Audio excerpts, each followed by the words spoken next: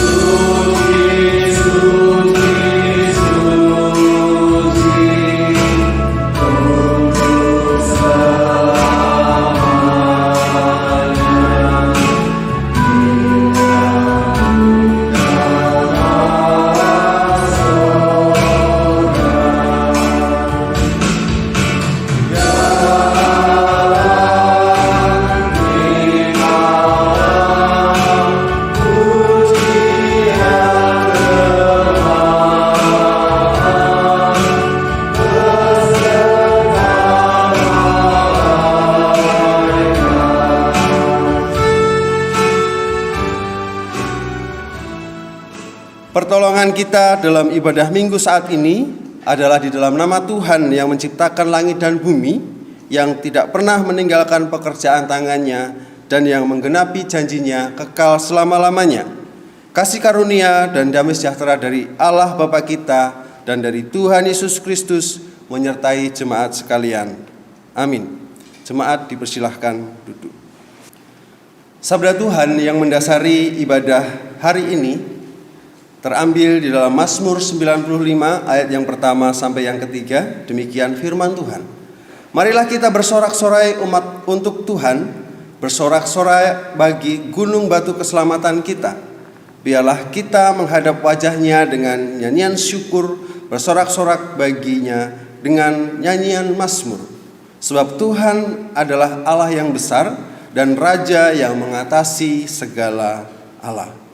Dengan diperdengarkannya sabda Tuhan, marilah kita bersama-sama memberi hormat dan puji hanya kepada Dia dengan menyanyikan kidung pujian, Kidung Jemaat nomor 3 ayat 1 dan 2. Kami puji dengan riang.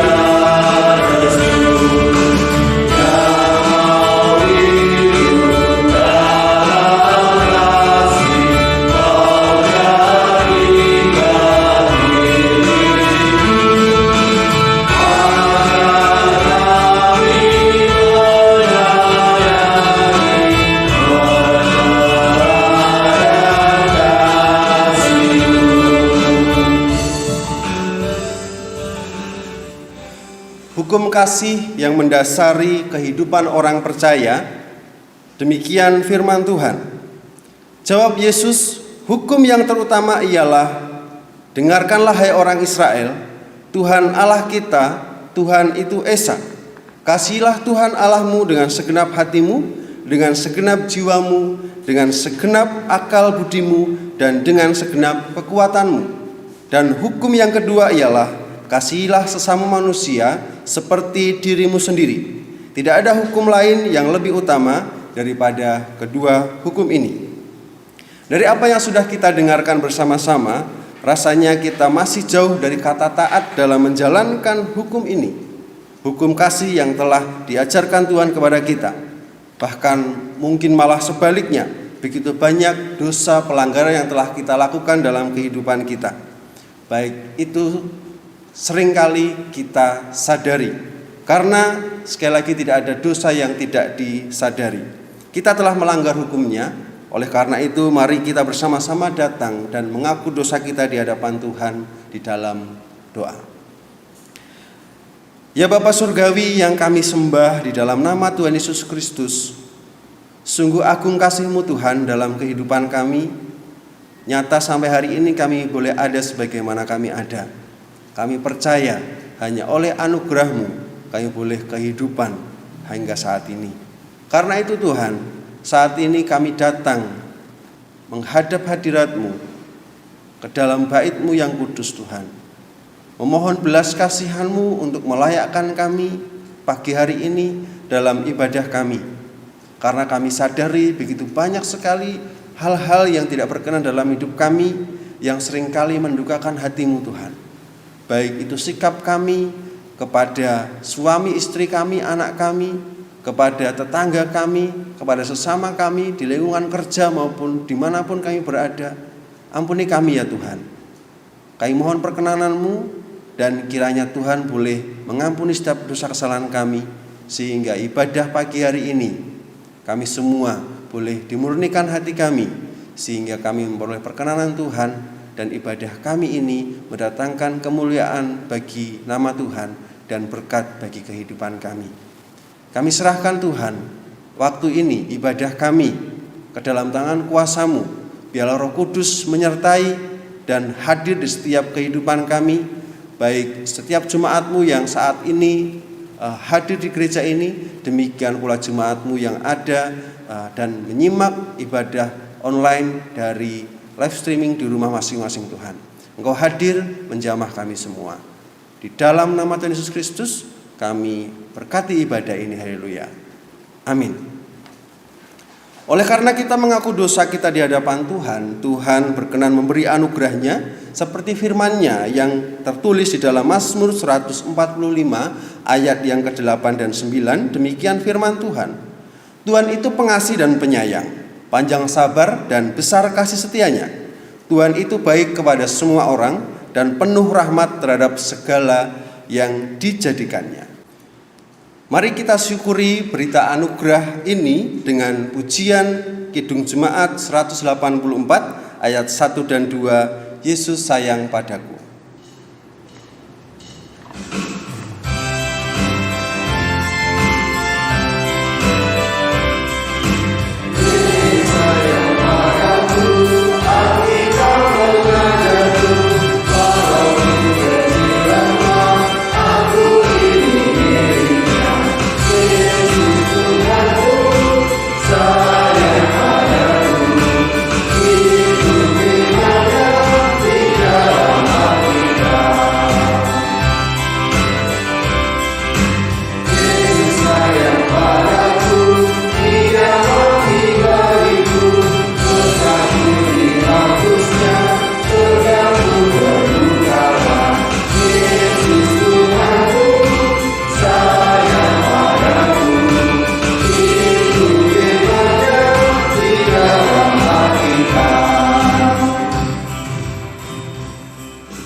Mari bersama-sama kita akan menerima petunjuk hidup baru sebagai arahan ataupun bimbingan hidup kita bersama sebagai orang Kristen yang terambil dari Markus 10 ayat 43 sampai 44. Demikian firman Tuhan. Tidaklah demikian di antara kamu, barang siapa ingin menjadi besar di antara kamu, hendaklah ia menjadi pelayanmu. Dan barang siapa ingin menjadi yang terkemuka di antara kamu, hendaklah ia menjadi hamba untuk semuanya. Dengan diperdengarkannya petunjuk hidup baru, jemaat yang dikasihi Tuhan, saya undang untuk bangkit berdiri. Marilah kita bersama-sama nyatakan pengakuan iman kita, yaitu pengakuan iman rasuli, dan hendaklah tiap-tiap kita mengucapkan yang demikian. Aku percaya kepada Allah, Bapa yang Maha Kuasa, Khalid langit dan bumi, dan kepada Yesus Kristus, Anaknya yang tunggal Tuhan kita, yang dikandung daripada Roh Kudus, lahir dari anak darah Maria, yang menderita sengsara di Pontius Pilatus, disalibkan dan kuburkan, turun dalam kerajaan maut, pada hari yang ketiga bangkit pula dari antara orang mati, naik ke surga, duduk di sebelah kanan Allah Bapa yang Maha Kuasa, dan akan datang dari sana untuk menghakimi orang yang hidup dan yang mati. Aku percaya kepada Roh Kudus, gereja yang kudus dan am, persekutuan orang kudus, pengampunan dosa, kebangkitan daging, dan hidup yang kekal. Mari kita teguhkan pengakuan iman kita dengan menyanyikan Kidung Jemaat 364 ayat 1 dan 2, berserah kepada Yesus.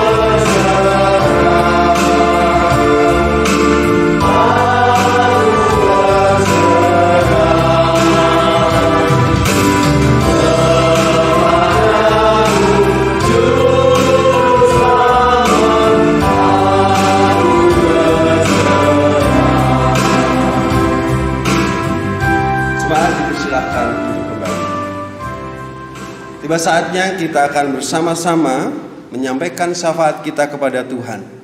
Tentunya banyak yang akan kita sampaikan kepada Tuhan. Kita berdoa secara khusus, berdoa bagi bangsa dan negara yang saat ini, puji Tuhan, tentunya kita mengucap syukur corona sudah mulai meringankan atau sudah tidak seperti waktu awal-awal dulu. Kita sekarang sudah mulai menikmati hasil kerja pemerintah yang terutama vaksinasi dan lain sebagainya. Kita juga berdoa untuk gereja-gereja di Indonesia supaya dengan dipulihkannya atau dibukanya kembali gereja-gereja Tuhan, jemaat boleh memasuki kembali, beribadah, bersekutu untuk memuliakan nama Tuhan. Dan mari kita juga menyampaikan setiap pergumulan kita masing-masing. Mari bersama-sama kita menyatukan hati di dalam doa. Kami kembali datang kepadamu ya Tuhan, menaikkan setiap doa pergumulan kami. Namun sebelumnya ya Tuhan, biarlah kiranya Engkau boleh melayakkan kami, dan kiranya Engkau tilik setiap hati kami masing-masing. Selidikilah kami ya Tuhan, biarlah kami menghadap hadirat-Mu dengan hati yang murni, tulus dan suci ya Tuhan. sehingga setiap doa-doa kami boleh sampai kepadamu, Engkau dengarkan, dan Engkau boleh berkenan menjawab. Yang terbaik daripada Tuhan menjadi bagian kami. Saat pagi hari ini kami bersatu dengan jemaat Tuhan di GKJTU Immanuel ini ya Bapak. Kami bersatu bersama-sama berdoa untuk bangsa dan negara kami Indonesia. Secara khusus kami bersyukur dengan kerja keras yang dilakukan oleh pemerintah sehingga saat ini boleh mulai nampak hasilnya, di mana virus corona sudah mulai bisa teratasi sehingga sektor-sektor pemerintah mulai bisa dibuka kembali. Secara khusus di dunia pendidikan kami berdoa, Tuhan biarlah apa yang dilakukan pemerintah hari-hari ini semuanya boleh menolong kami semua untuk bisa kembali menjalani kehidupan normal di bangsa ini. Kami terus berdoa untuk pemerintah pusat, baik daerah-daerah sampai ke bawahannya Tuhan, supaya hikmat-Mu terus ada atas mereka, hati yang takut akan Engkau senantiasa ada atas mereka, sehingga segala sesuatu yang mereka kerjakan hanya untuk kesejahteraan rakyat. Kami berdoa untuk para pemimpin kami Tuhan, supaya dengan bijaksana dan hikmat daripada Engkau membuat setiap keputusan maupun kebijaksanaan yang sungguh-sungguh untuk kesejahteraan umum. Kami berdoa untuk segala sektor-sektor yang mulai bangkit, secara khusus pendidikan Tuhan. Kami berdoa supaya generasi kami, anak-anak kami mulai diperlengkapi kembali tanpa dihantui rasa takut dan khawatir akan virus-virus yang belakangan ini boleh mengganggu kehidupan kami. Juga untuk sektor perekonomian, industri dan lain sebagainya, bahkan juga kehidupan sosial kami ya Tuhan, yang beberapa waktu lalu kami begitu merasa terisolasi, kami tidak bisa bekerja secara normal, kami tidak bisa bersosial secara baik kepada lingkungan di sekitar kami. Kiranya dengan mulai pulihnya bangsa ini, kami semua boleh kembali melanjutkan aktivitas dengan normal dan tetap menjaga protokol-protokol kesehatan yang tentunya dicanangkan oleh pemerintah. Dan kami bersama-sama bersyukur pula dengan program vaksin yang dijalankan pemerintah. Saat ini mungkin sebagian besar rakyat Indonesia sudah mendapatkan vaksin. Tuhan, kiranya dengan vaksin ini boleh menolong kami, anak-anak-Mu, boleh dapat mendapatkan imun yang kuat untuk bisa menolak setiap virus-virus yang ada di sekitar kami. Dan tentunya ini semua menolong kami untuk tetap tidak khawatir, namun percaya sepenuhnya hanya kepada Tuhan, karena Tuhan mampu menolong setiap kami dimanapun kami berada dan apapun yang kami kerjakan. Kami berdoa pula Tuhan saat ini untuk secara khusus kota kami Semarang, di mana tempat kami tinggal. Kiranya Tuhan juga memberkati pemerintah di Semarang ini supaya tetap kondusif. Warga Semarang semakin hari boleh semakin menjadi warga yang patuh akan pemerintahan dan peraturan yang ada, sehingga semuanya boleh mendatangkan kebaikan bagi setiap kehidupan kami masing-masing dan juga orang-orang di sekitar kami. Dan terlebih juga Tuhan, saat ini kami berdoa untuk gereja-gereja-Mu yang ada di Indonesia bahkan dunia, yang saat ini mungkin juga sedang melakukan ibadah baik onsite, offline di gereja, maupun juga yang sedang online live streaming di rumah masing-masing maupun di gereja yang sedang melayani. Tuhan akan memberkati gereja-gereja-Mu, biarlah mereka semua dengan boleh dibukanya kembali, jemaat Tuhan boleh kembali dibawa untuk mengenal Tuhan lebih dalam lagi dan lebih dekat lagi ya Tuhan. Berkati para hamba-hamba Tuhan, para penginjil, para pelayan-pelayan Tuhan, supaya mereka dengan hati yang murni terus melayani sesuai dengan panggilan yang telah Tuhan tetapkan dalam kehidupan mereka. Tuhan akan memberkati kehidupan mereka, terus diberikan kekuatan dan kesehatan, supaya terus bisa mewartakan berita keselamatan kepada banyak orang. Tuhan, kami juga berdoa secara khusus untuk penginjilan di Indonesia ya Tuhan. Mungkin saat-saat ini banyak sekali halangan dan rintangan yang dihadapi oleh para misioner, para penginjil, bahkan di seluruh dunia pun Tuhan. Tapi kami percaya ketika kami memiliki kemurnian hati untuk memberitakan Injil, menjalankan perintah Tuhan, maka tiada yang mustahil bagi Tuhan. Tuhan akan membukakan jalan bagi setiap pewarta Injil Dan kiranya juga Tuhan boleh berkenan memakai kami dengan setiap kehidupan kami boleh mewartakan Injil keselamatan itu kepada orang-orang di sekitar kami, bahkan orang-orang yang kami kasihi, bahkan kepada orang-orang yang membenci kami sekalipun Tuhan. Kami mau beritakan keselamatan itu sebab mereka memerlukannya ya Tuhan. Dan tentunya kami menjadi orang yang diselamatkan, dan kami rindu banyak orang juga diselamatkan. Kami berdoa secara khusus untuk gereja kami, yaitu Gereja GKCTU Jemaat Immanuel ini ya Tuhan. Kami yang hidup di tengah masyarakat di tempat ini, kami berdoa supaya gereja ini semakin bertumbuh. Tuhan akan memberkati segala sesuatu yang digumulkan gereja ini. Banyak hal Tuhan, namun hamba percaya Engkau jauh lebih dalam mengerti kebutuhan gereja ini. Tuhan akan memberkati para majelis, penatua, diaken, dan para pelayan-pelayan Tuhan, supaya mereka terus setia dan tekun melayani pekerjaan Tuhan yang telah Tuhan percayakan di tempat ini. Dengan seluruh jemaatnya, Tuhan akan menolong, memberkati segala sesuatunya Tuhan.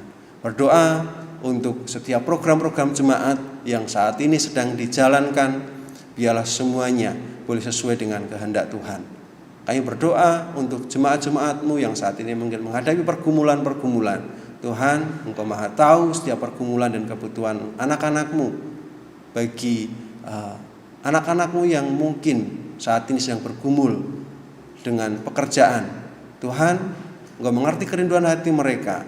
Dengan mujizat yang daripada Tuhan, dengan berkat yang daripada Tuhan, Tuhan akan membukakan jalan sehingga anak-anak-Mu, jemaat-Mu yang saat ini membutuhkan pekerjaan, Tuhan akan membukakan jalan dan akan memberikan pekerjaan yang terbaik, sehingga itu semua boleh menjadi saluran berkat Tuhan. Dan biarlah juga setiap pekerjaan yang boleh dipercayakan kepada kami hari ini, yang bisa kami kerjakan, biarlah kami semua boleh mengerjakannya juga dengan penuh tanggung jawab dan takut akan Tuhan. Kami berdoa untuk jemaat-jemaat-Mu mungkin yang saat ini sedang bergumul dalam pendidikan, anak-anak-Mu, pemuda remaja, anak-anak sekolah minggu, mungkin yang sedang sekolah pendidikan. Tuhan, di masa pandemi yang begitu rumit ini, mungkin mereka mengalami banyak sekali kekurangan dalam hal pengetahuan untuk pendidikan mereka. Tapi saat ini kami berdoa, biarlah hikmat mahrifat daripada Tuhan yang pernah Engkau anugerahkan kepada anak-anak-Mu, kepada nabi-nabi-Mu, kepada pelayan-pelayan-Mu yang tertulis di dalam Alkitab, biarlah semuanya itu boleh diberikan pula kepada anak-anak kami, cucu-cucu kami. Mereka semua menjadi anak yang cerdas, berhikmat, dan diberkati Tuhan. Masa depan mereka Engkau jamin, dan biarlah semuanya bisa mendatangkan kemuliaan bagi nama Tuhan. Kami berdoa untuk jemaat pemuda yang mungkin saat ini merindukan pasangan hidup. Pergumulan mereka Engkau tahu Tuhan. Biarlah mereka dengan hati yang takut akan Tuhan memohon pertolongan Tuhan untuk mempertemukan mereka dengan pasangan hidup yang takut akan Tuhan, sehingga semuanya boleh membawa mereka semakin dekat dengan Tuhan. Kami berdoa untuk jemaat-Mu yang saat ini mungkin sedang terbaring sakit, lemah tubuh, kelemahan sakit apapun yang dirasakan jemaat-Mu ya Tuhan, dimanapun mereka berada saat ini, kami berdoa di dalam nama Tuhan Yesus Kristus, Tuhan akan memberikan kesembuhan. Mereka semua akan sehat kembali, sehingga ketika gereja ini boleh mendapatkan izin untuk beribadah secara onsite ataupun offline di gereja, mereka semua boleh bersukacita bersama-sama masuk ke dalam gereja-Mu ini ya Tuhan. Kami juga berdoa ya Tuhan untuk setiap hal-hal yang mungkin Tuhan belum berikan dalam kehidupan kami. Kami percaya Tuhan, waktu-Mu yang terbaik bagi kami. Segala sesuatu yang digumulkan, setiap rumah tangga, setiap jemaat-Mu, Engkau akan memberikan yang terbaik ya Tuhan. Dan kami berdoa untuk setiap kehidupan kami, biarlah terus kami memiliki kehidupan yang semakin erat dekat dengan Tuhan, menjelang hari-hari yang kedatangan Tuhan semakin mendekat. Biarlah kami semakin setia dan semakin tekun mengiring Tuhan. Dan biarlah hati kami terus dikuatkan dalam menghadapi tantangan-tantangan iman di dunia ini ya Bapa. Demikianlah syafaat kami Bapa. Begitu banyak sekali hal yang kami belum sampaikan, namun Engkau Tuhan yang Maha tahu, Engkau mengerti isi hati kami, Engkau mengerti apa yang kami perlukan dan butuhkan. Kami percaya Tuhan akan sediakan. Kami serahkan semuanya doa kami ini hanya di dalam nama Tuhan Yesus Kristus kami berdoa dan mengucap syukur. Haleluya. Amin.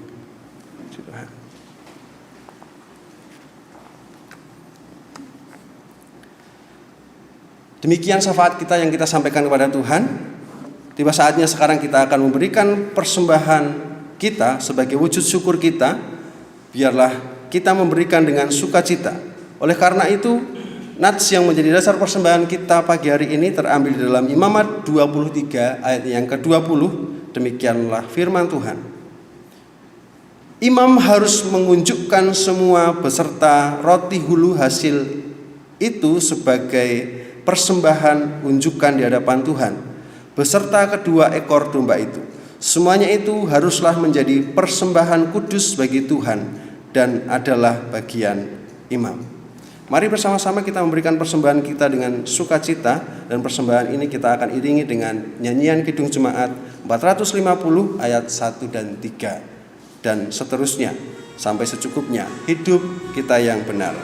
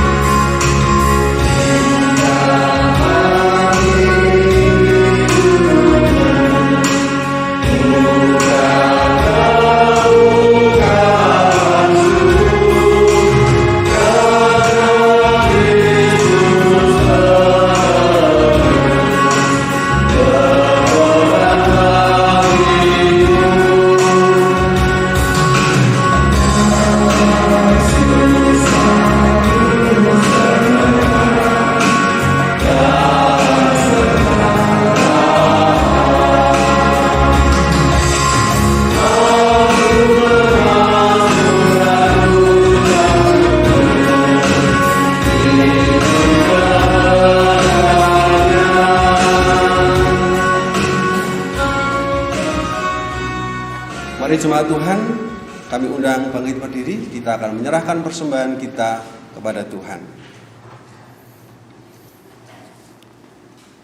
Saat ini kami memberikan persembahan kami Tuhan sebagai wujud ungkapan syukur kami atas segala berkat yang Tuhan berikan dalam kehidupan kami. Kiranya Tuhan berkenan dan Tuhan akan semakin tambahkan berkat dalam kehidupan kami, sehingga semuanya itu boleh menolong kami, membantu kami untuk dapat bersyukur senantiasa dalam setiap waktu dalam keadaan hidup kami. Terima kasih ya Bapa, berkati jemaat-jemaat-Mu dalam segala hal yang mereka kerjakan.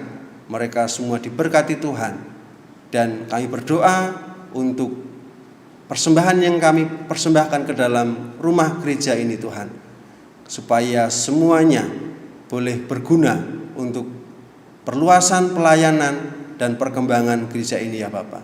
Karena itu kami berdoa untuk pengelola persembahan, untuk majelis, untuk diaken maupun penatua yang boleh mengelola keuangan ini. Biarlah Tuhan berikan kepercayaan, hati yang jujur dan takut akan Engkau, sehingga semua tanggung jawab yang harus ia bebankan, bila semuanya itu dengan pertolongan Tuhan, mereka semua dimampukan. Sehingga dengan persembahan kami ini, gereja ini semakin bertumbuh hari lepas hari. Kami bersama-sama serahkan persembahan ini hanya di dalam nama Yesus Tuhan. Dan saat ini pula ya Bapak, kami berdoa untuk waktu ini, di mana kami akan bersama-sama merenungkan kebenaran firman Tuhan. Kami memohon pertolongan-Mu, Roh Kudus, Engkau menguasai setiap hati pikiran kami, seluruh kehidupan kami pasrahkan ke dalam tangan Tuhan. supaya Tuhan urapi sehingga kami dimampukan untuk mendengar, membuka hati, membuka telinga kami dan pikiran kami untuk siap ditaburi benih firman Tuhan, supaya benih firman Tuhan itu boleh berbuah, menghasilkan buah berlipat-lipat kali ganda, sehingga kehidupan kami boleh menjadi saksi dan berkat bagi banyak orang. Kami serahkan Tuhan waktu ini selanjutnya ke dalam Tuhan kuasa-Mu. Biarlah Engkau berperkara, Engkau berbicara kepada setiap kami semua. Hanya di dalam nama Tuhan Yesus Kristus kami serahkan pemberitaan firman Tuhan ini. Haleluya. Amin. Jemaat dipersilahkan duduk kembali. Puji Tuhan, tiba saatnya kita akan bersama-sama mendengarkan firman Tuhan. Karena itu izinkan saya untuk menyapa jemaat Tuhan, sebelum kita bersama-sama merenungkan firman Tuhan ini. Shalom. Semuanya kita dalam keadaan sehat? Puji Tuhan. Ya, bersyukur kalau saya diizinkan kembali untuk melayani jemaat di tempat ini, baik yang ada di gereja maupun di rumah. Biarlah semuanya senantiasa ada dalam berkat kasih karunia Tuhan. Mari bersama-sama kita masuk ke dalam pemberitaan firman Tuhan, dan kita akan mendasari renungan firman Tuhan pada saat pagi hari ini. Kita akan membuka nats kita, yaitu dalam Injil menurut Markus pasal 10 ayat yang ke-35 sampai 45.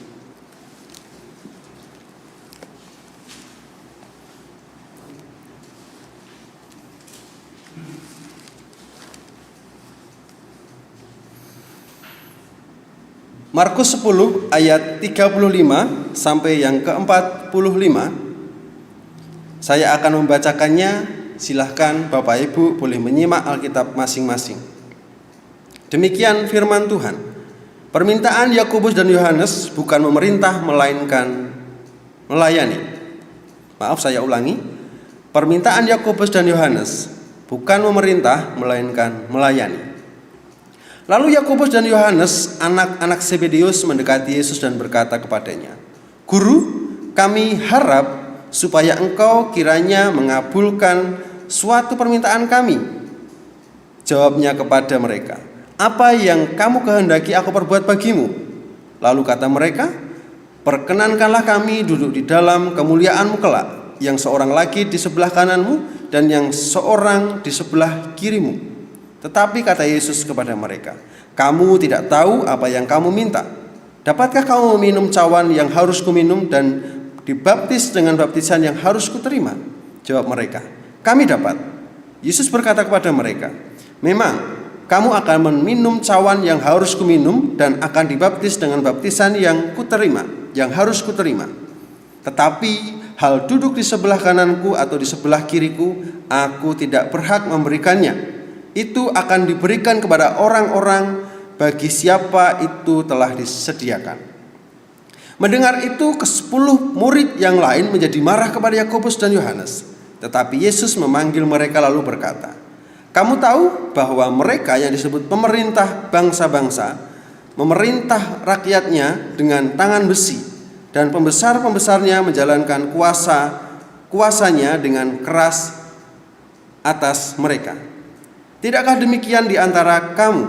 Barang siapa ingin menjadi besar di antara kamu, hendaklah ia menjadi pelayanmu. Dan barang siapa ingin menjadi yang terkemuka di antara kamu, hendaklah ia menjadi hamba untuk semua. Karena Anak Manusia juga datang bukan untuk dilayani, melainkan untuk melayani dan untuk memberikan nyawanya menjadi tebusan bagi banyak orang." Demikianlah firman Tuhan pada pagi hari ini. Diberkatilah kita semua yang membaca, merenungkan, dan terlebih melakukan firman Tuhan dalam kehidupan kita hari lepas hari. Puji Tuhan. Pemimpin yang melayani, itulah tema yang akan kita pelajari bersama-sama. Ketika membahas soal kepemimpinan, maka satu hal yang menjadi perenungan bagi saya juga masih belajar tentang kepemimpinan. Dan saya rasa Bapak Ibu Saudara semuanya, apalagi yang sepuh-sepuh, yang sudah terjun sekian lama dalam pelayanan, justru mungkin lebih tahu mengenai kepemimpinan yang seharusnya bagaimana. Nah, karena itu pagi hari ini saya mengajak kita semua untuk membuka hati dan pikiran, dan kita akan belajar bersama-sama. Jadi bukan lagi diajar, tapi kita akan bersama-sama belajar. Gitu ya.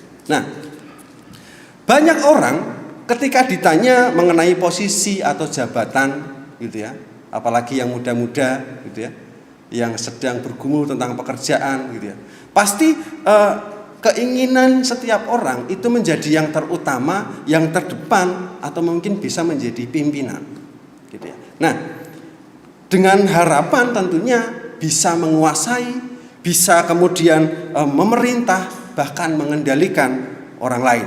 Nah, tidak ada di antara kita mungkin ketika ditanya kemudian menjawab, gitu ya. Nanti kamu kalau kerja pengen jadi apa? Aku pengen jadi bawahan aja. Nggak mungkin ada.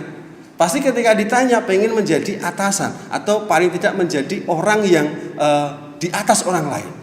Nah, itu adalah naluri manusia, memimpin, memerintah, gitu ya. Nah, namun yang kita lihat hari-hari ini di dunia kita, gitu ya, ada satu krisis atau masalah yang sedang melanda dunia ini, gitu ya. Seluruh dunia sedang menghadapi hal ini, gitu ya. Bisa jadi mungkin juga dalam kehidupan kita pribadi, yaitu adalah krisis kepemimpinan atau krisis leadership, gitu ya. Nah, lihat betapa maraknya hari-hari ini demonstrasi, kemudian juga konfrontasi antar pemimpin, gitu ya. Pemimpin-pemimpin saling menjatuhkan, saling lain dan sebagainya. Yang mungkin dalam pekerjaan kita juga memiliki saingan di sana.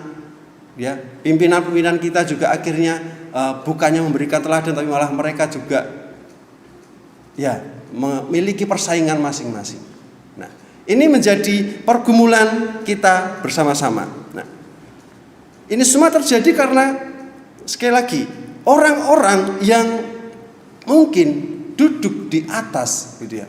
Mereka sudah tidak lagi memiliki percaya diri untuk bisa memimpin, ataupun mereka sebenarnya adalah orang-orang yang tidak bisa memimpin, tapi memaksakan diri untuk menjadi pemimpin.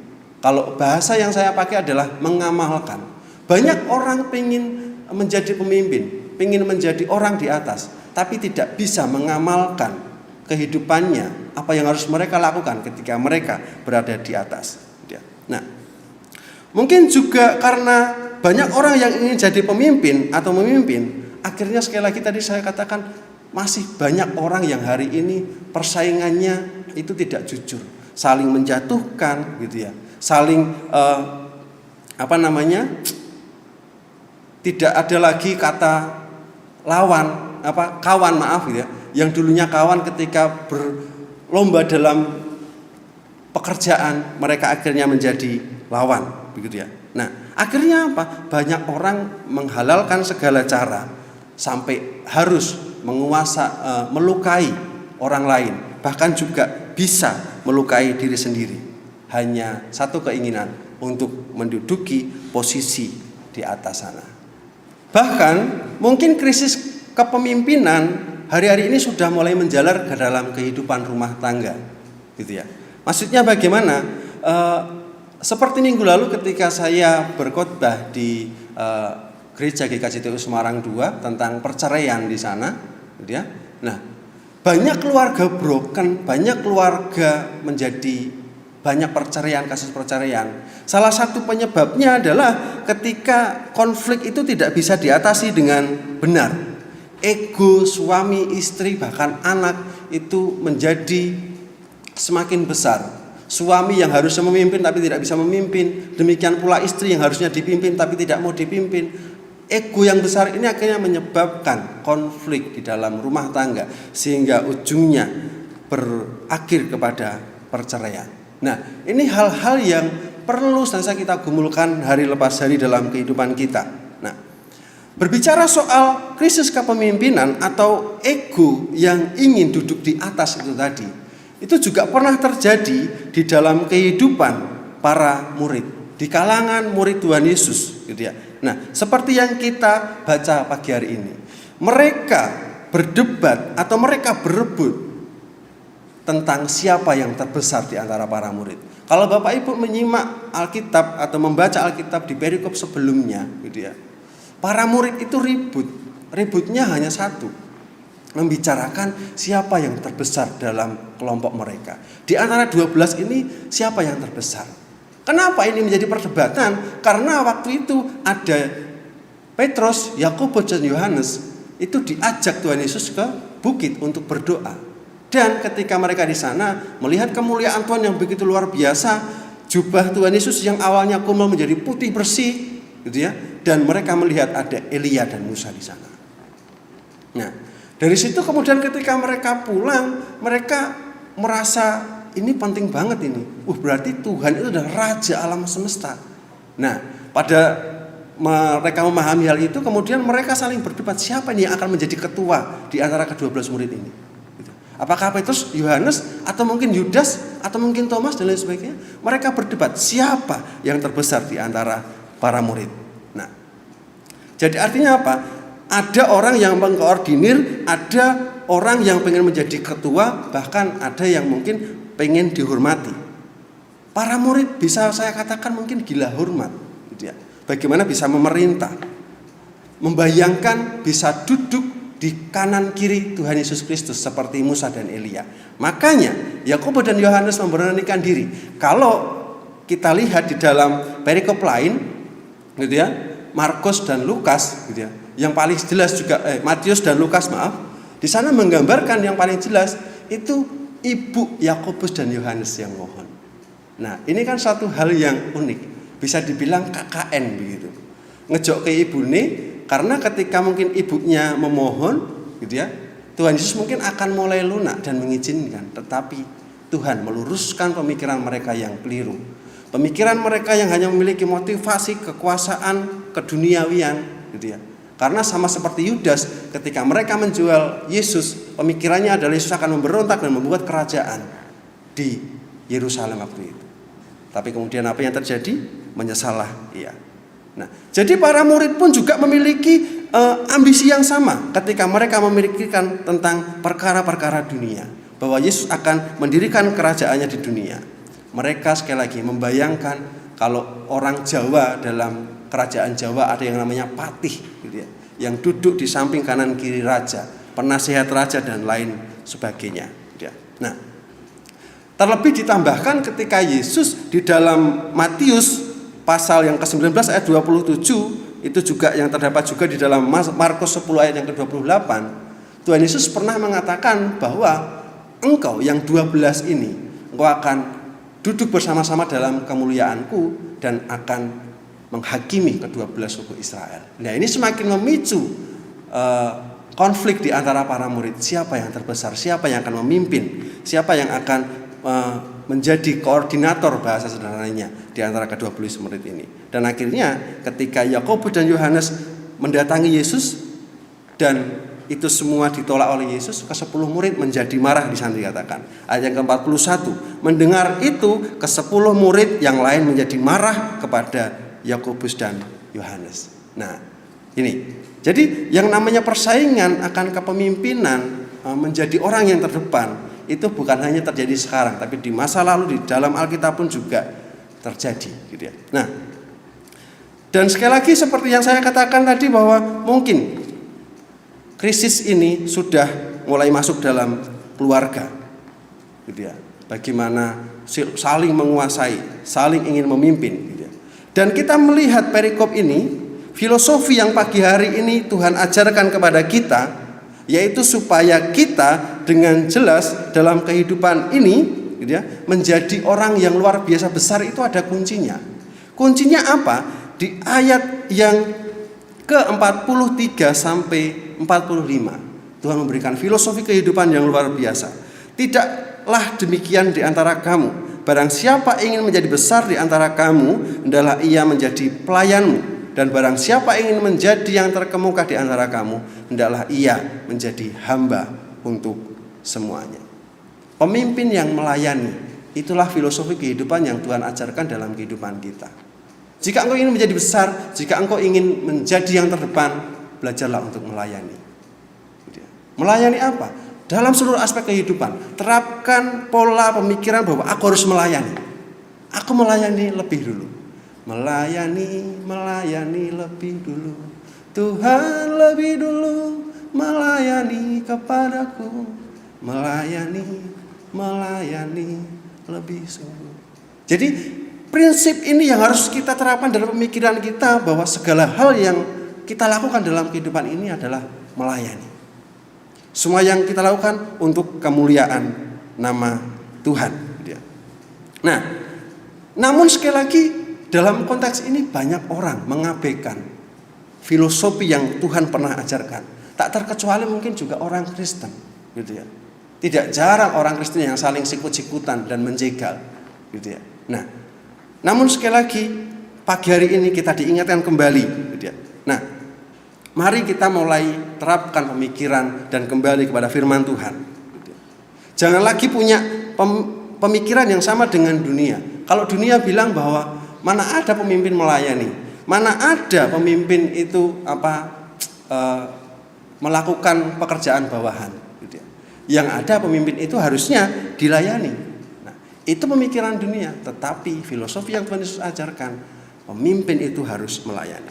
Nah, mari kita lihat contoh-contoh orang-orang yang dengan sangat nyata yang memimpin dengan cara yang salah, yaitu tadi pemimpin yang tidak melayani, tapi pinginnya dilayani, gitu ya, pinginnya dihormati. Nah, kita akan lihat contoh-contoh baik yang di dunia nyata, ya semua di dunia nyata, maupun di dunia Alkitab yang dulu pernah hidup dan kita punya sekarang ceritanya. Kita lihat di dunia sekuler dulu ada namanya, Bapak Ibu mungkin pernah dengar ataupun anak-anak muda hari ini, namanya Muammar Gaddafi. Dia adalah presiden Libya yang memerintah kurang lebih 70 tahun, hampir 70 tahun bahkan mungkin lebih di Libya sana. Apa yang dilakukannya? Ya. Yang dilakukan Gaddafi ini adalah mengkudeta presiden sebelumnya. Nah, namun setelah dia memerintah sekian puluh tahun lamanya, akhirnya apa yang terjadi kepada dia? Dia dikudeta lagi. Jadi ketika dia mengkudeta, sekarang dia dikudeta. Oleh siapa? Oleh rakyatnya. Waktu itu dia hanya menggulingkan satu orang, dan yang menggulingkan dia sendiri. Tapi sekarang Muammar Gaddafi ini digulingkan oleh seluruh rakyat Libya pada waktu itu. Sudah lama karena Muammar Gaddafi sudah meninggal, gitu ya. Seperti itu. Nah, ini tokoh-tokoh dunia yang mereka pengen memimpin tapi tidak bisa mengamalkan prinsip kepemimpinan itu sendiri, gitu ya. Mereka menjadi pemimpin tapi tidak melayani, tapi pemimpin yang hanya ingin dilayani. Di dalam Alkitab dituliskan tokoh yang demikian ada. Saya mencontohkan ada dua. Yang pertama Saul, yang kedua Absalom. Saul ini adalah raja pertama Israel, gitu. Dalam kehidupannya pertama ia dielulukan rakyat, tetapi ketika dalam kehidupannya melanggar prinsip firman Tuhan, ketika Daud diutus perang bersama dengan tentara-tentaranya, Saul tinggal di rumah dan mengadakan pesta pora di rumahnya sendiri, gitu ya. Dia duduk santai di rumah, gitu ya, menunggu kabar dari medan perang seperti apa. Dan kita tahu, lihat akhirnya seperti apa Saul, gitu ya. Mereka jatuh dan akhirnya mendapatkan hukuman kematian. Kalau Bapak Ibu membaca di dalam Samuel, gitu ya, baik 1 dan 2, bisa diceritakan kehidupan tentang raja-raja Israel. Kematian Saul sangat mengerikan. Dan tambah lagi yang namanya Absalom, itu juga sama. Absalom ini menginginkan kedudukan bapaknya, yaitu Daud, untuk memimpin atau menjadi raja. Tetapi apa? Sekali lagi, ingin menjadi pemimpin tapi tidak bisa mengamalkan kepemimpinan itu. Bukan pemimpin yang melayani, tapi pemimpin yang harus dilayani. Kalau Bapak Ibu membaca, sangat mengerikan Absalom, mengacaukan seluruh keluarganya, gitu ya. Bahkan pengen membunuh bapaknya sendiri. Namun ujungnya pun sama, gitu ya. Absalom mengalami kematian yang luar biasa. Nanti kita akan bahas lebih lanjut. Nah, dan inilah yang mengerikannya. Kita bandingkan dengan orang-orang yang sekarang meneladani ajaran Tuhan. Besar karena melayani. Mereka menjadi pemimpin karena melayani. Kita ambil contoh dunia yang sederhana. Mungkin Bapak Ibu, Saudara semuanya mengenal namanya Mother Teresa.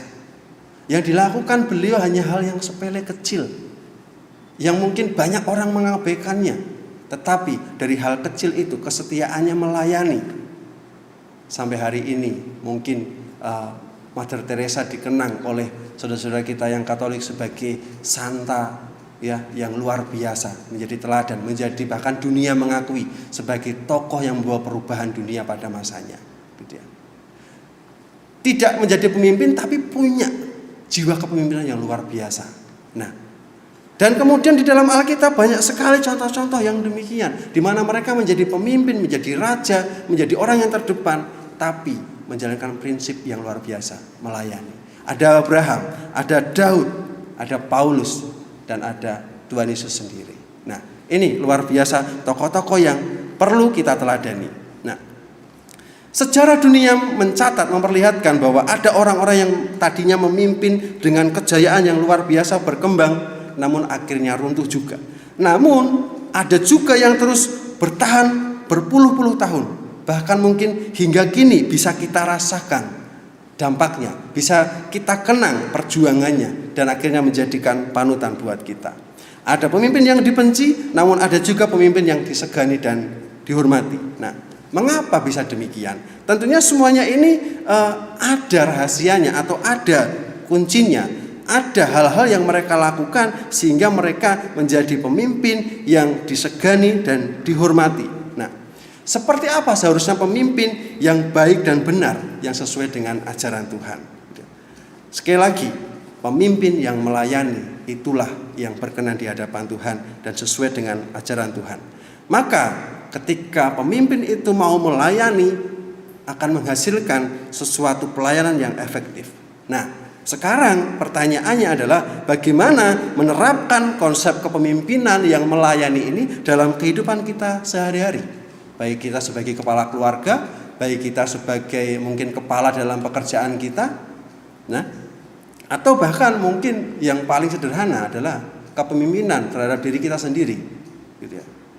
Memimpin diri kita sendiri dalam pekerjaan, bahkan juga mungkin dalam pelayanan kegerejaan. Nah, mari kita bersama-sama mempelajari dan mulai menerapkan dalam kehidupan kita. Bagaimana menerapkan konsep kepemimpinan yang melayani ini? Yang pertama yang harus kita lakukan adalah kita menanamkan dalam hati kita bahwa kita harus rendah hati. Gitu ya. Rendah hati. Dalam Matius 23 ayat 11, mari kita baca di sana. Matius 23 ayat yang ke-11. Di sana menyatakan demikian. Matius 23 ayat yang ke-11, barang siapa terbesar di antara kamu, hendaklah ia menjadi pelayanmu. Siapa yang terbesar itu harus menjadi pelayan. Gitu. Jadi jika kita menginginkan kita menjadi besar, kita harus siap-siap menjadi pelayan bagi orang di bawah kita. Nah, inilah teori di mana kita harus rendah hati. Dan ayat ini kalau Bapak Ibu menyimak benar-benar dihidupi oleh Tuhan Yesus Kristus. Bagaimana tidak?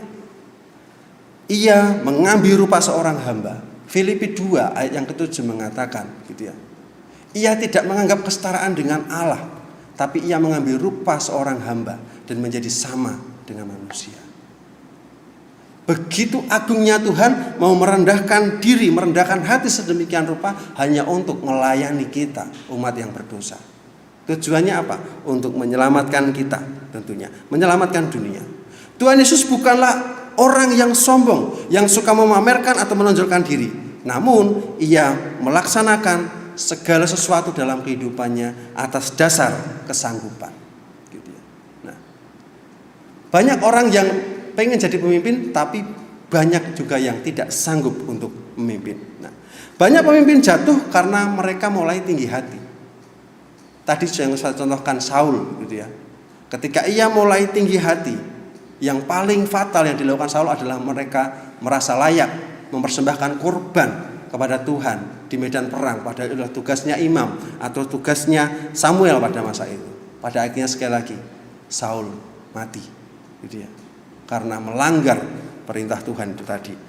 Jadi merasa layak, padahal tidak.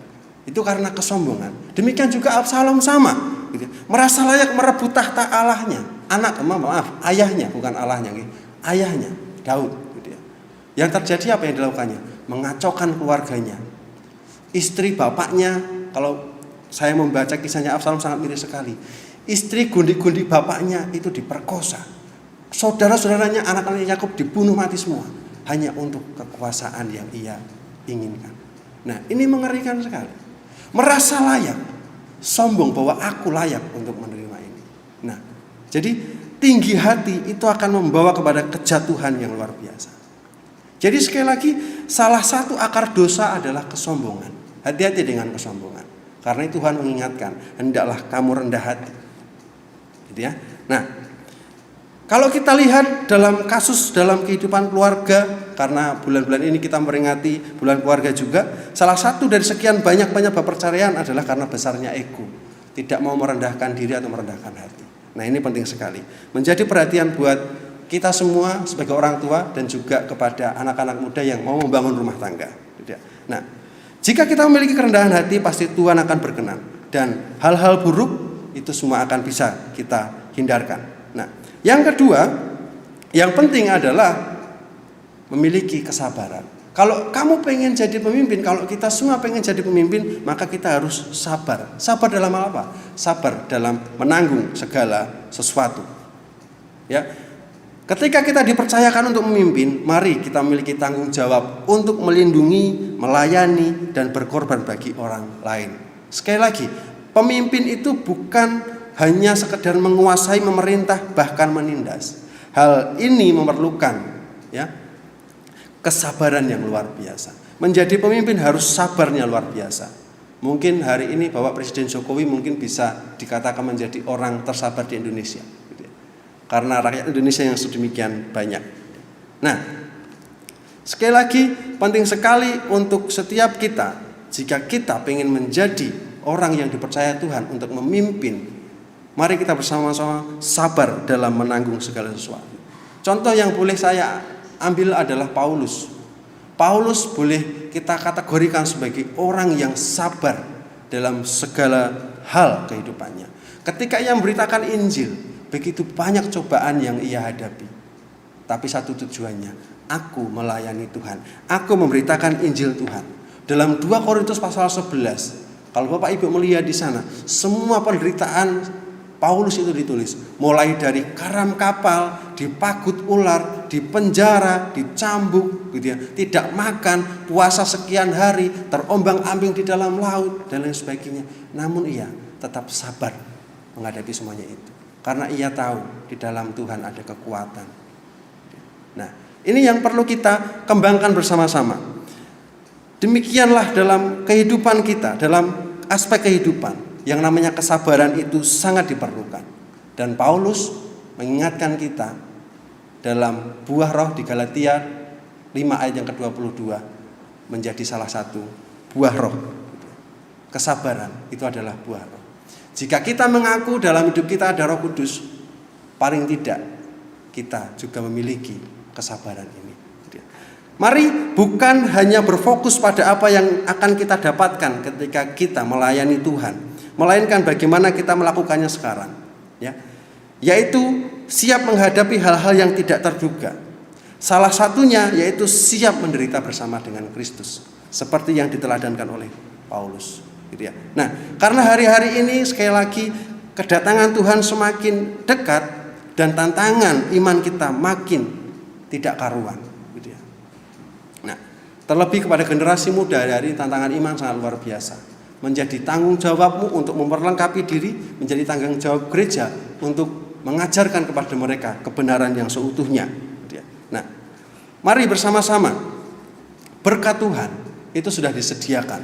Kalau Bapak Ibu menyimak di ayatnya di sana ketika Yakobus dan Yohanes menanyakan soal siapa yang akan duduk di sebelah kanan kiri Tuhan, Tuhan mengatakan itu akan diberikan kepada siapa Tuhan menyediakannya. Artinya apa?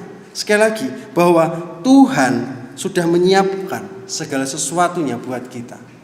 Nah, tinggal sekarang yang namanya kehidupan kita harus dipersiapkan untuk menyambut berkat itu. Berkat Tuhan masa depan sudah Tuhan tetapkan. Karena itu mari kita sabar dan percaya bahwa Tuhan akan membuat segala sesuatu indah pada waktunya. Nah, yang ketiga, yang terakhir, hal yang penting yang harus kita terapkan dalam kehidupan kita jika kita ingin menjadi pemimpin melayani, hal yang perlu kita terapkan adalah keteladanan. Kepemimpinan yang paling baik dan efektif adalah kepemimpinan yang memberikan teladan. Ya. Tidak usah jauh-jauh, contoh yang paling besar adalah Tuhan Yesus sendiri. Begitu luar biasa teladan yang Tuhan Yesus berikan dalam kehidupan kita. Menjadi tokoh yang paling berpengaruh di dunia adalah Tuhan Yesus Kristus. Dia adalah Bapa yang kekal, namun dia juga adalah manusia seutuhnya yang pernah hidup di dunia. Dan itu diakui oleh seluruh dunia. Keteladanannya yang luar biasa, bahwa ia meninggalkan sesuatu untuk bisa menjadi pedoman hidup kita. Nah, inilah kita lihat tokoh-tokoh besar dalam Alkitab. Mereka semuanya meninggalkan keteladanan yang luar biasa. Abraham juga demikian. Iman Abraham, keberanian Daud, gitu ya. Kemudian kesetiaan dan ketaatan Tuhan Yesus. Dan terlebih yang paling luar biasa juga tadi saya sampaikan, keteguhan Paulus. Ini semua menjadi teladan buat kita. Mereka semua pemimpin-pemimpin yang meninggalkan keteladanan yang luar biasa untuk kita tiru, untuk kita teladani. Salah satu teladan yang Tuhan Yesus berikan adalah ketika ia harus menanggung kehidupan kita, dosa kita. Ia mati di kayu salib. Ia memberikan nyawanya menjadi tebusan bagi banyak orang. Nah, ini adalah teladan yang luar biasa yang Tuhan Yesus berikan dalam kehidupan kita. Sekali lagi, kepemimpinan yang dikehendaki Tuhan adalah bukan soal kekuasaan atau menguasai, melainkan melayani dan rela berkorban. Menjadi pemimpin berarti memiliki tanggung jawab yang besar untuk mensejahterakan yang dipimpin. Itu pun yang saya rasakan ketika saya harus memimpin banyak orang, baik di sekolah maupun di dalam jemaat, ketika seandainya melayani di jemaat, gitu ya. Di beberapa gereja yang pernah saya layani juga demikian, gitu. Kita dituntut untuk memberikan teladan, mensejahterakan mereka, baik secara lahir maupun batin, gitu ya. Mendoakan mereka semua supaya ada dalam berkat kasih karunia Tuhan. Jadi, siapkah kita berkorban untuk keselamatan orang-orang di sekitar kita yang juga telah diteladankan Tuhan Yesus Kristus? Mari kita mulai dari keluarga kita. Mari kepada orang tua, sekali lagi saya ingatkan, jangan hanya mewariskan harta kekayaan, tapi wariskanlah keteladanan iman. Seperti yang sudah dilakukan oleh tokoh-tokoh Alkitab, seperti yang telah dilakukan Tuhan Yesus bagi kita. Itu jauh lebih berarti untuk kehidupan anak-anak kita di masa yang akan datang. Kalau soal harta, kekayaan itu semua bisa dicari, tapi soal keteladanan mereka harus diberi oleh kita semua, orang-orang tua. Terakhir saya akan menutup renungan kita dengan peribahasa. Ada sebuah peribahasa yang sangat melekat di Indonesia, bahkan kalau saya boleh bilang sangat kondang sekali, dipakai oleh banyak orang, gitu ya. Mungkin Bapak Ibu juga pernah mendengarkannya, yaitu gajah mati meninggalkan gading, harimau mati meninggalkan belang. Artinya adalah orang yang selalu berbuat baik, jika meninggal dunia kebaikannya akan selalu dikenang. Nah, sekali lagi, kebesaran seorang pemimpin dapat dilihat seberapa besar kemampuannya untuk memberi diri, melayani orang lain dengan penuh kasih. Maka sekali lagi yang namanya penghormatan, penghargaan itu akan datang secara otomatis ketika kita menjadi orang atau pemimpin, jika kita dipercaya sebagai pemimpin untuk melayani, gitu ya. Karena Tuhan tahu kita dapat dipercaya. Banyak orang yang ingin duduk di posisi di atas, namun sekali lagi tidak banyak orang bisa mengamalkannya. Semoga kita menjadi bagian dari orang-orang yang bisa mengamalkan keteladanan yang Tuhan Yesus berikan dalam kehidupan kita. Sekali lagi, mari kita mulai dari rumah tangga kita, dari keluarga kita, tempat kerja kita, lingkungan kita, dimanapun kita berada. Mari memiliki kerendahan hati, memiliki kesabaran, dan wariskan keteladanan. Karena sejatinya kepemimpinan itu bukan soal kedudukan, melainkan kepemimpinan yang sebenarnya adalah soal karakter atau kepribadian. Dan hal yang sangat penting yang perlu diingat, bahwa kita semua adalah pemimpin. Ya, minimal kita menjadi pemimpin bagi diri kita sendiri. Kiranya Tuhan memampukan kita dan menolong kita untuk menjadi pemimpin-pemimpin yang berkenan di hadapannya. Mari menjadi bagian dari pemimpin yang melayani. Tuhan memberkati. Amin.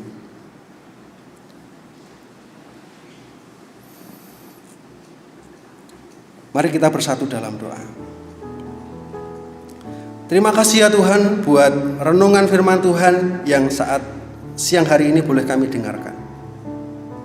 Biarlah dengan firman Tuhan yang kami pahami ini membuat kami bisa menghidupinya dalam kehidupan kami hari lepas hari. Pemimpin yang melayani, meneladani Yesus Kristus, memiliki kerendahan hati, kesabaran, dan mewariskan keteladanan kepada generasi-generasi kami, kepada orang-orang di sekitar kami. Tuhan, mampukan kami ya Bapa untuk menjadi pelaku-pelaku firman, bukan hanya pendengar saja. Kami berkati bersama-sama firman Tuhan pagi hari ini. Di dalam nama Yesus Tuhan akan meteraikan dalam kehidupan kami. Dan kami akan bersama-sama teguhkan firman Tuhan ini dengan doa ucapan syukur, yaitu doa Bapa kami yang telah Tuhan ajarkan kepada kami yang demikian. Bapa kami yang di surga, dikuduskanlah namamu, datanglah kerajaan-Mu, jadilah kehendak-Mu di bumi seperti di surga. Berikanlah kami pada hari ini makanan kami yang secukupnya, dan ampunilah kami akan kesalahan kami, seperti kami juga mengampuni orang yang bersalah. Dan janganlah membawa kami ke dalam pencobaan, tapi lepaskanlah kami daripada yang jahat. Karena Engkau-lah yang punya kerajaan dan kuasa dan kemuliaan sampai selama-lamanya. Amin. Puji Tuhan. Mari bersama-sama kita syukuri firman Tuhan pada siang hari ini dengan nyanyian Kidung Jemaat 424, 1 dan 4. Yesus menginginkan daku.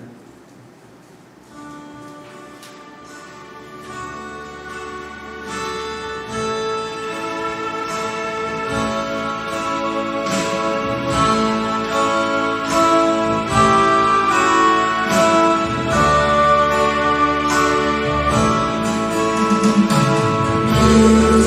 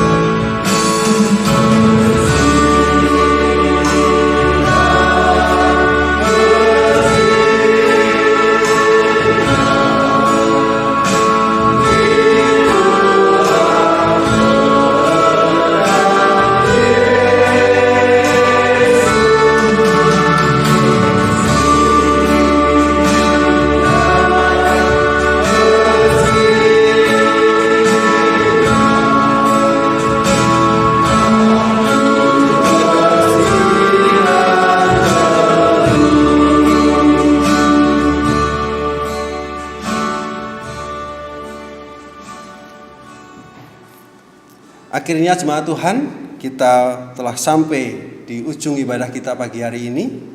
Karena itu mari saya undang jemaat Tuhan untuk berdiri. Kita akan bersama-sama menerima berkat Tuhan. Mari jemaat Tuhan, undurlah dari tempat ini dengan ucapan syukur dan sukacita. Oleh karena itu, mari kita bersama-sama menerima berkat Tuhan. Tuhan memberkati kita dan melindungi kita. Tuhan menyinari kita dengan wajah-Nya dan memberi kita kasih karunia. Tuhan menghadapkan wajah-Nya kepada kita dan memberi kita damai sejahtera. Amin. Kita akhiri ibadah kita pagi hari ini dengan nyanyian penutup Kidung Jemaat nomor 407 ayat 1 dan 4. Tuhan Kau Gembala kami.